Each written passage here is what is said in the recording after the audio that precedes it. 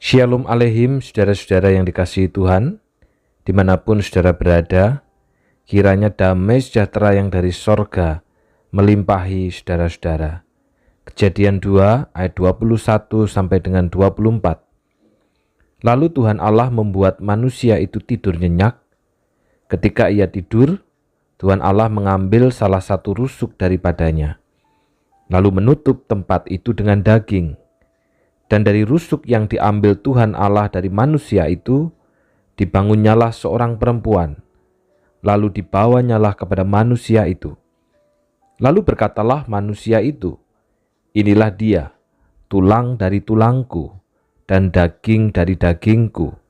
Ia akan dinamai perempuan, sebab ia diambil dari laki-laki. Sebab itu seorang laki-laki akan meninggalkan ayahnya dan ibunya, dan bersatu dengan istrinya, sehingga keduanya menjadi satu daging." Saudara, untuk apa sebenarnya kita menikah? Pertanyaan sederhana yang saya yakin jawaban kita bisa berbeda-beda. Ada mungkin di antara kita yang berkata, "Saya menikah supaya memiliki keturunan. Saya menikah supaya tidak sendiri. Saya menikah supaya ada teman di masa tua. Saya menikah supaya saya menjadi sama seperti orang lain yang menikah. Saya menikah supaya ada yang membantu saya di dalam pekerjaan." Apabila alasan pernikahan karena itu, bagaimana jika ternyata kita tidak memiliki keturunan? Pasangan kita tidak membantu di dalam pekerjaan. Bahkan dengan pernikahan itu, ada banyak kesulitan dan ada banyak persoalan. Apakah kita tetap mempertahankan pernikahan? Ataukah justru kita memilih jalan di luar Tuhan? Saudara, tujuan yang salah dari pernikahan akan menghasilkan kehidupan keluarga yang penuh dengan masalah. Pernikahan adalah lembaga pertama yang Allah bentuk. Allah menciptakan Hawa yang diambil dari tulang rusuk Adam dan memberikan Hawa sebagai istri bagi Adam sebagai penolong yang sepadan. Bagaimana ketetapan Allah dalam pernikahan yang Ia bentuk? Yang pertama, saudara, pernikahan antara satu laki-laki dan satu perempuan. Dalam rancangan Allah, tidak ada pernikahan sesama jenis, ataupun pernikahan poligami, ataupun pernikahan poliandri. Ini yang kita percayai. Di dalam rancangan Allah, tidak ada pernikahan satu suami dengan banyak istri atau satu istri dengan banyak suami.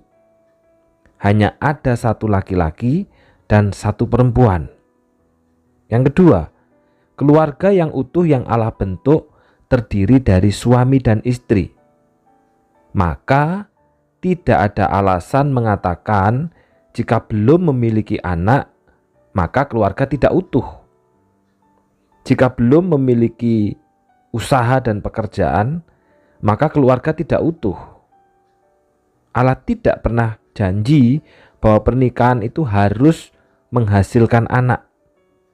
Pernikahan yang tidak dikarunia anak tetap utuh, lengkap, dan sah di hadapan Tuhan. Sama utuhnya, lengkapnya dengan pernikahan yang dikaruniai anak. Kasih dalam pernikahanlah yang membuat pernikahan itu utuh dan lengkap, bukan kehadiran seorang anak. Tentu ada maksud Allah kepada setiap pernikahan dengan atau tanpa anak. Maka saudara, apa tujuan Allah di dalam pernikahan ini? Ayat yang ke-24 dikatakan begini, "Itulah sebabnya seorang laki-laki meninggalkan ayahnya dan ibunya dan bersatu dengan istrinya, lalu keduanya menjadi satu daging." Seseorang yang sudah menikah akan meninggalkan orang tua dan bersatu dengan pasangannya atau istrinya. Ayat ini tidak sedang bicara tentang anak yang telah menikah harus meninggalkan rumah orang tua. atau tidak boleh hidup bersama dengan orang tua. Kata meninggalkan, saudara, itu di dalam bahasa Ibrani memakai kata azab, yang berarti meninggalkan, melepaskan, membebaskan.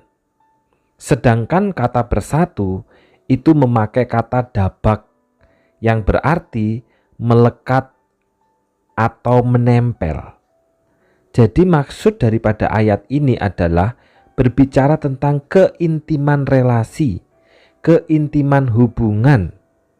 Ketika dikatakan seorang laki-laki meninggalkan ayahnya dan ibunya dan bersatu dengan istrinya, lalu keduanya menjadi satu, artinya bahwa ketika seorang anak itu sudah menikah, maka keintiman relasinya itu adalah dengan pasangannya. Seorang yang telah menikah tetap harus menghormati, memperhatikan orang tua.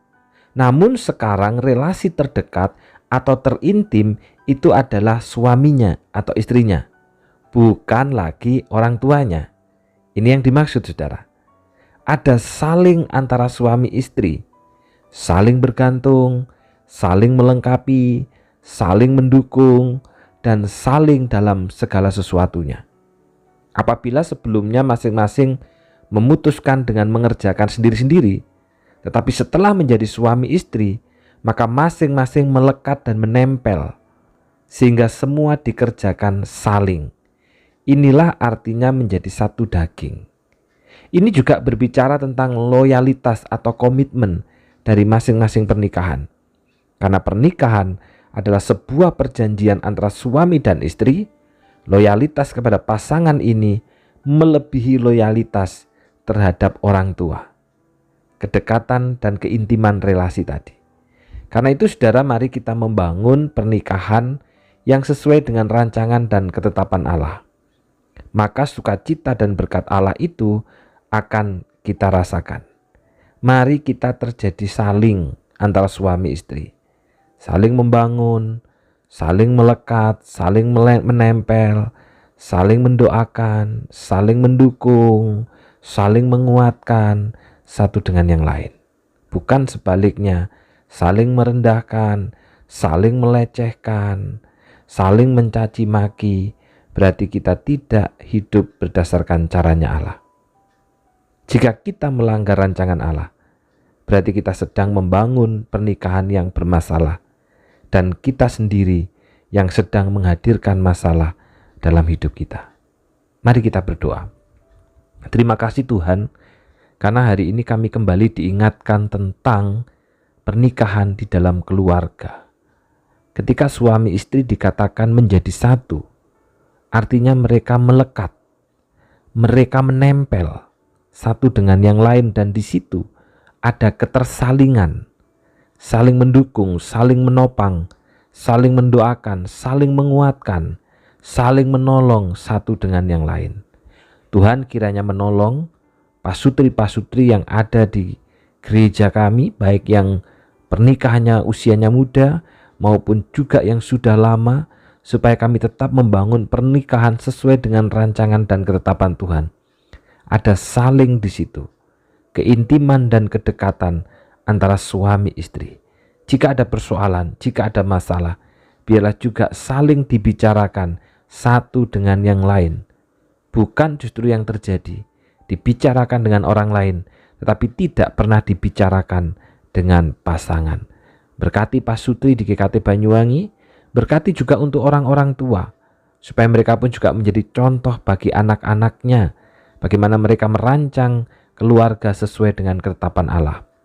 Hari ini secara khusus berdoa untuk Mbak Septriana atau Mbak Nana yang sudah pulang kembali ke Tegal, Tuhan, dan kiranya Tuhan tetap menolong menyertainya, bahkan imannya kiranya tidak pernah berubah, tetap setia kepada Tuhan dan tetap setia dengan perjanjian. Berkati keluarganya, berkati juga pekerjaannya Tuhan, dan biarlah kiranya berkat rohani yang dari surga yang menyertai. Di dalam nama Tuhan Yesus kami sudah berdoa. Amin. Selamat ulang tahun untuk Mbak Nana.